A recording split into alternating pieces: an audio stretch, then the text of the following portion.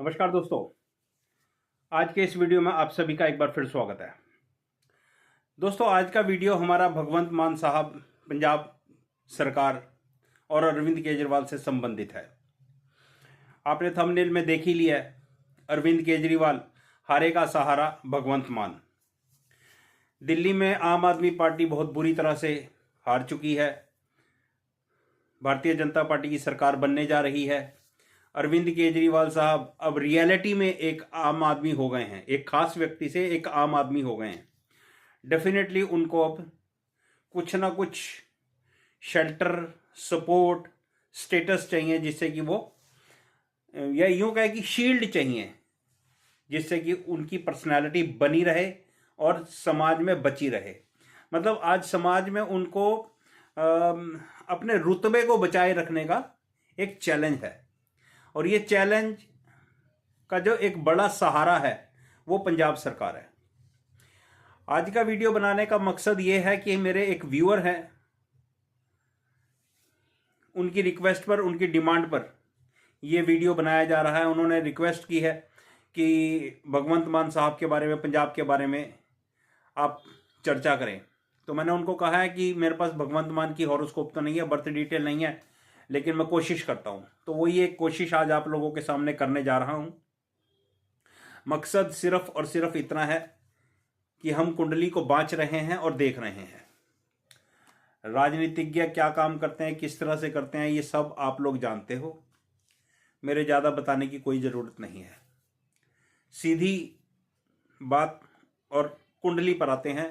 भगवंत मान साहब की 16 मार्च 2022 को मान साहब ने ओथ ली थी 1:25 पर। यह कुंडली बनकर आती है दोस्तों मिथुन लगन की। इस कुंडली के अंदर कुछ एक स्पेशल चीजें हैं जो इस कुंडली को मजबूत बनाती हैं या इसको स्पेशल बनाकर रख देती हैं। वो क्या?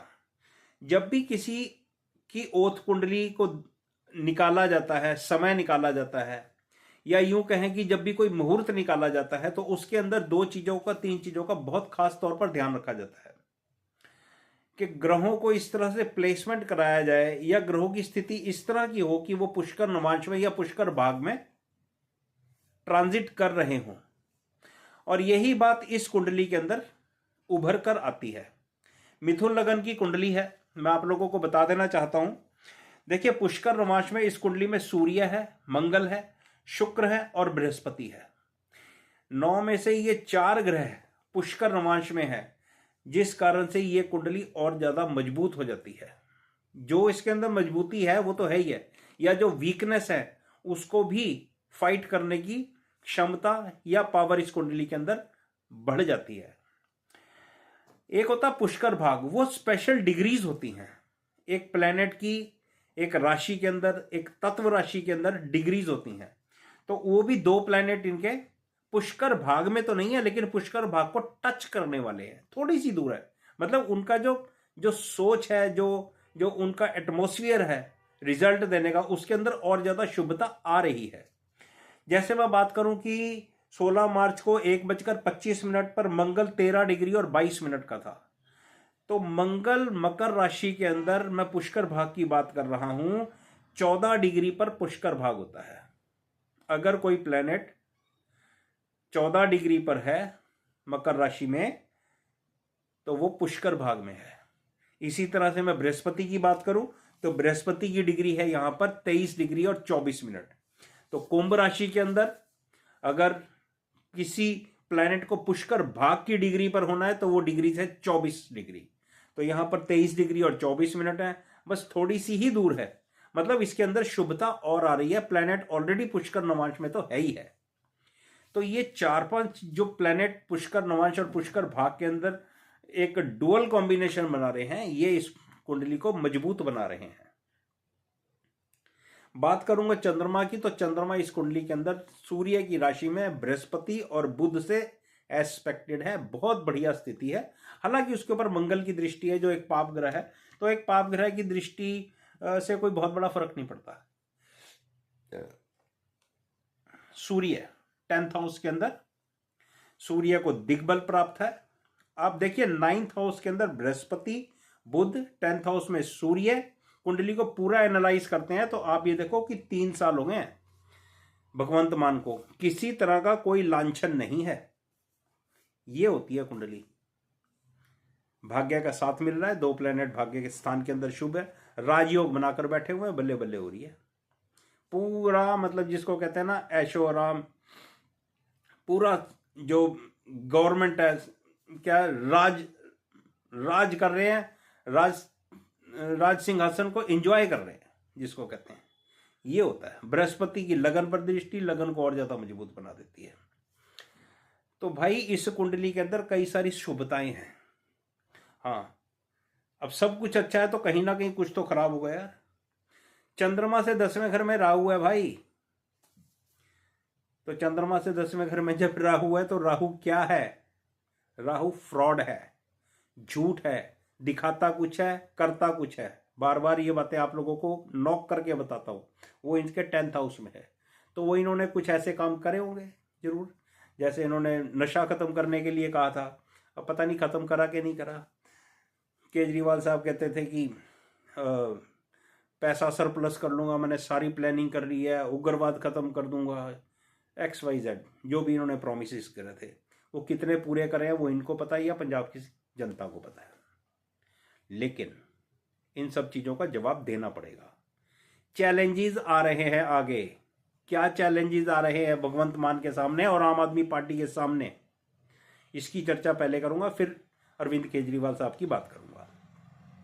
शनि का ट्रांजिट 29 मार्च को मीन राशि में हो जाएगा, जहां पर इनका सूर्य बैठा है। सूर्य और शनि पिता पुत्र है, इनका आपस में सांप नेवले वाला बैर है, ईंट कुत्ते का बैर है जिसको कहते हैं। स्थिति अच्छी नहीं है। ऑलरेडी राहु वहां पर ट्रांजिट कर रहा है, तो जिस वक्त ये कुंडली शुरू हुई उस वक्त के सूर्य के ऊपर राहु और शनि का ट्रांजिट, मान साहब को जरा सावधान रहने की जरूरत है। 8वां घर षड्यंत्रों का होता है, बहुत सावधान रहने की जरूरत है। आंखें खोल के, रात को सोते हुए भी आंखें खोलने की जरूरत है, क्योंकि जहां धुआं होता है वहां कुछ ना कुछ आग तो लगी होती है। विपक्ष के लोग या कांग्रेस के लोग, किसने कहा है मेरे को ध्यान नहीं है, कि 30 MLA हमारे कांटेक्ट में है, तो इसमें कुछ तो सच्चाई होगी थोड़ी बहुत। मैं ज्यादा तो नहीं कहता क्योंकि 8th हाउस की इन्वॉल्वमेंट है, तो षड्यंत्र की पॉसिबिलिटी बिल्कुल साफ साफ यहां दिखती है। तो बहुत सावधान रहने की जरूरत है। ये सावधानी जब तक राहु का ट्रांजिट नहीं चेंज हो जाता, यानी कि 29 मई को राहु कुंभ राशि में आ जाएगा, तब तक इनको सचेत रहने की जरूरत है और बिल्कुल अपने काम से काम रखने की जरूरत है और सबके ऊपर आंख रखने की जरूरत है कि कौन सा MLA व्यक्ति क्या काम कर रहा है, किस तरह से है। ये एक बहुत इंपॉर्टेंट फैक्टर है इस कुंडली का। अब बात करते हैं कि क्या अरविंद केजरीवाल के लिए भगवंत मान सहारा है। तो आप देखो, लगन केंद्रों के स्वामी आपस में 9th हाउस में अच्छी स्थिति में बैठे हुए, बृहस्पति और बुध, बढ़िया स्थिति है। चंद्रमा की एस्पेक्ट है, अच्छी स्थिति है। 9th हाउस अपने बुजुर्गों का होता है, गुरुओं का होता है, वहां पर 2 शुभ ग्रह बैठे हुए हैं, बढ़िया स्थिति है। मुझे ऐसी आशा और उम्मीद है कि भगवंत मान साहब इस ओथ कुंडली के अनुसार अरविंद केजरीवाल साहब के साथ खड़े हैं। लेकिन चैलेंजेस आ रहे हैं, मैंने पहले बता दिया। आप कहीं कहो कि आचार्य जी आपने ऐसी बात कही थी, कुछ लोग अच्छी तरह से वीडियो को सुनते नहीं। मैं क्या कहता हूं कि आपने तो कहा था ऐसा होगा, यहां तो ऐसा हो गया। मैंने पहले बोला है चैलेंजेस आ रहे हैं, क्योंकि 8th house Lord 10th house के अंदर सूर्य के ऊपर ट्रांजिट करने वाला है। चैलेंजेस आ रहे हैं और वहीं पर ग्रहण भी लग रहा है। मान साहब के लिए चैलेंजेस आ रहे हैं। और ये जो मीटिंग होने वाली है वहां पर भी कुछ ना कुछ तो चर्चा हुई होगी, भी काम करने की जरूरत है अब पंजाब के अंदर, क्योंकि 3 साल तो यहाँ पर गुजर गए हैं, अब 2 साल रह गए हैं। अब इनको जनता के बीच में जाने का परामर्श दिया होगा, एडवाइस करी होगी केजरीवाल ने कि जनता में जाओ भाई, काम करो, जो काम रुके में अपने प्रोमिस को फुलफिल करो। अब जनता इनसे बात करेगी। ये चैलेंजेस इनके लिए बड़े होने वाले हैं। तो ऐसा लगता है अभी जिस वक्त मैं वीडियो बना रहा हूं, ये कुंडली एक अच्छी कुंडली है, केजरीवाल के साथ खड़ी हुई है। केजरीवाल के मान सम्मान को ये पॉजिटिव रखेंगे, मुझे ऐसा लगता है। लेकिन षड्यंत्र से मैं इनकार नहीं कर रहा हूं, क्योंकि सैटर्न का ट्रांजिट 10th हाउस पर है।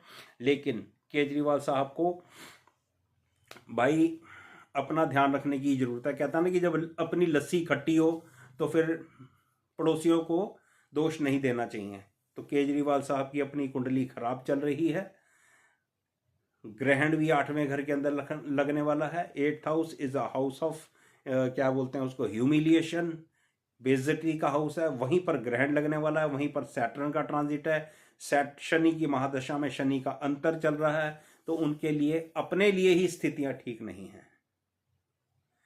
तो मान साहब अगर उनको सपोर्ट भी कर देंगे तो बाकी तो भाई उन्होंने जो दूसरी कानूनी कार्रवाइयां हैं, जो कुछ और स्ट्रगल्स हैं, वो तो उन्होंने खुद ही फेस करनी है। तो मेरा ऑल टुगेदर कहने का मतलब ये है कि ये कुंडली शनि के ट्रांजिट के बाद चैलेंजिंग होने जा रही है। केजरीवाल साहब के साथ खड़े हुए दिखते हैं भगवंत मान साहब। केजरीवाल को इनका लाभ होने वाला है, मुझे ऐसा दिखता है। लेकिन हाँ, मैं षड्यंत्र से इनकार नहीं कर रहा हूँ।